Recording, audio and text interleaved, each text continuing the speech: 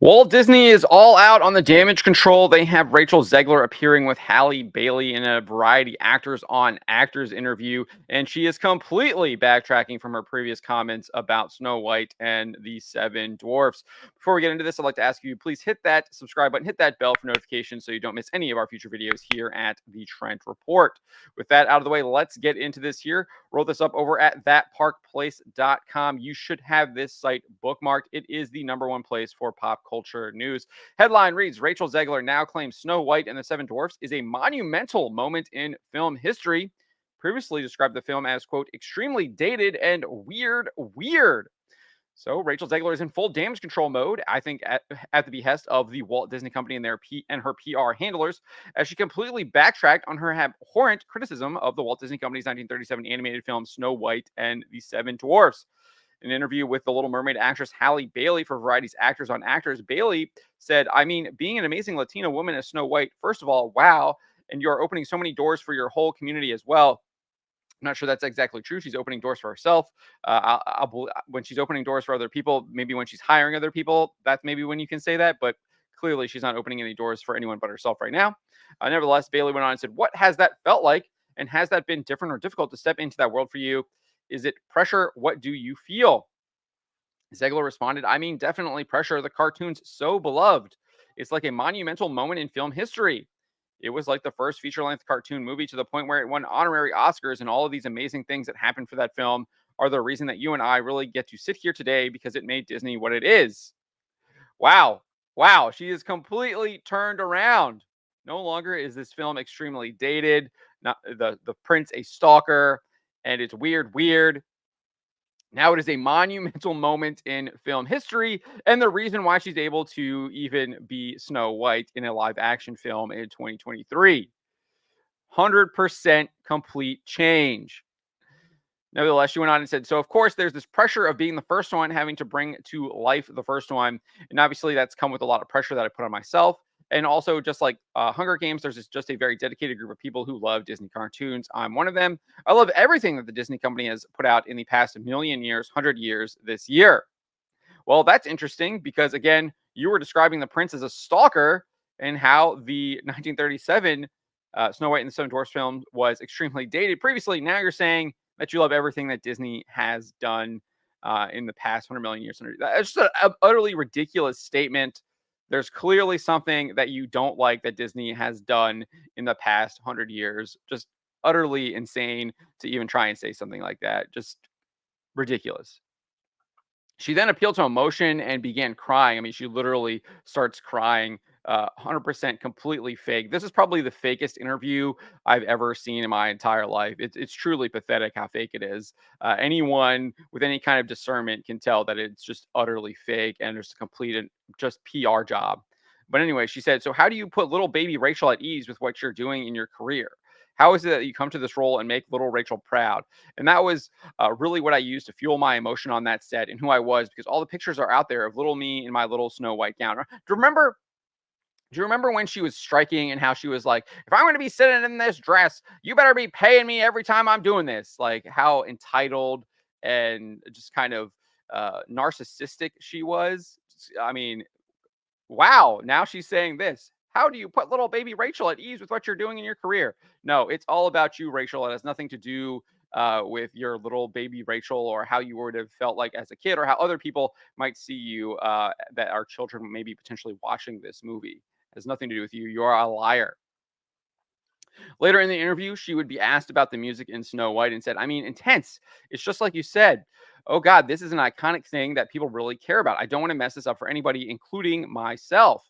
Obviously, the writers and Mark Webb, our director, and our entire producer team, it's a bit different story-wise. And so we were able to do Whistle While You Work, which made me really happy and excited. So we do get confirmation that this is still, the story hasn't really changed yet. It's still a very different story than what we can expect from the original animated film, which she made it abundantly clear it was completely different. It was the queen was no longer jealous of Snow White. It wasn't about vanity. There was no moral lesson on vanity or anything like that. She was going to be coming to take her power, and because she's a female girl boss and all that stuff, which we'll get into. But she's still confirming that here, even though she's doing this PR campaign trying to spin about how she actually now likes the original film when she made it abundantly clear that she loathed it.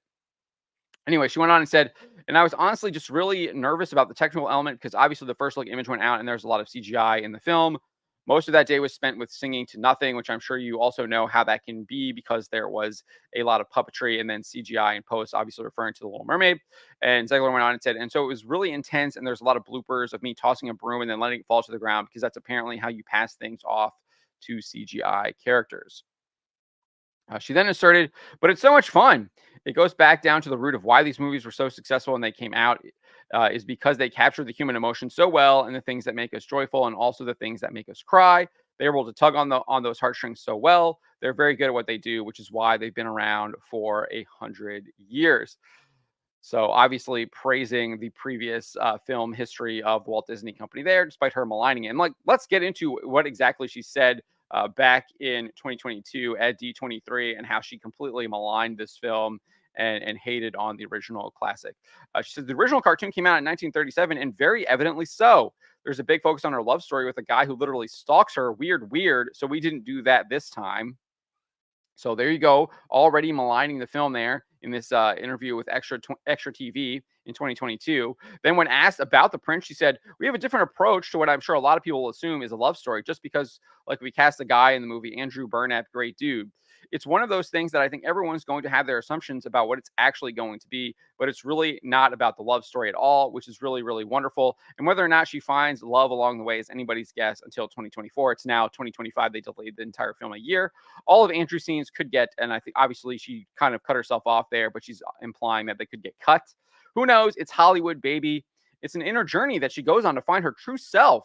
And she meets a lot of people along the way that make the journey really incredible. It doesn't sound anything like Snow White right there. And we have confirmation in this variety's actors on actors that these story elements seem to still be in the live action adaptation that she's talking about here, that the movie really has nothing to do with the original animated movie.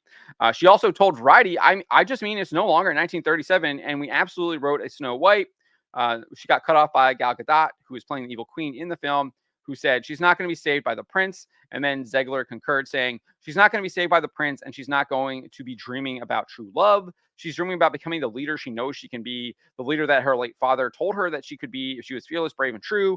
And so it's just a really incredible story for, I think, young people everywhere to see themselves in. So obviously they're turning her in Snow White into this girl boss, and she doesn't need the prince. And then to Entertainment Weekly, she said this: the reality is that the cartoon was made 85 years ago, and therefore it's extremely dated when it comes to the ideas of women being in roles of power and what a woman is fit for in the world. Utterly ridiculous. The evil queen was in power, and she was completely misusing it and using it for jealousy, mainly due to vanity. And that was one of the big morals of the movie. But Zegler goes on and says, and so when we came to reimagining, there's that word again, the actual role of Snow White, it became about the fairest of them all, meaning who is the most just and who can become a fantastic leader. So completely getting rid of that moral on vanity and now making about becoming a leader. She went on and said, the reality is, Snow White has to learn a lot of lessons about coming into her own power before she can come into power over a kingdom. And then Gadot added also the fact that she's not going to be saved by the prince, and she's the proactive one, and she's the one who set the terms, is what makes it so relevant to where we are today. So obviously, they're going to be making some kind of socio-political commentary to the year 2025, I guess, when it comes out, which will probably be dated by that time, and hopefully, people will have like rejected all of this ridiculous feminism that they're inputting into these classic films. But clearly, I think Rachel Zegler is obviously lying. This is definitely Disney PR. Again, if you can't see through this, I question your discernment. I question, have you been paying attention to how Disney operates? But clearly, this is Disney PR ramped up, and they're really trying to change the narrative around this film and around Rachel Zegler. And I just don't think it's going to work. I think the cat is already out of the bag. And it's abundantly clear that no matter what way you look at it, Rachel Zegler comes across as a liar. And this entire thing is disingenuous and completely and utterly fake. Those are my thoughts on the matter. Let me know what you guys think in the comments below. Remember to always be charitable.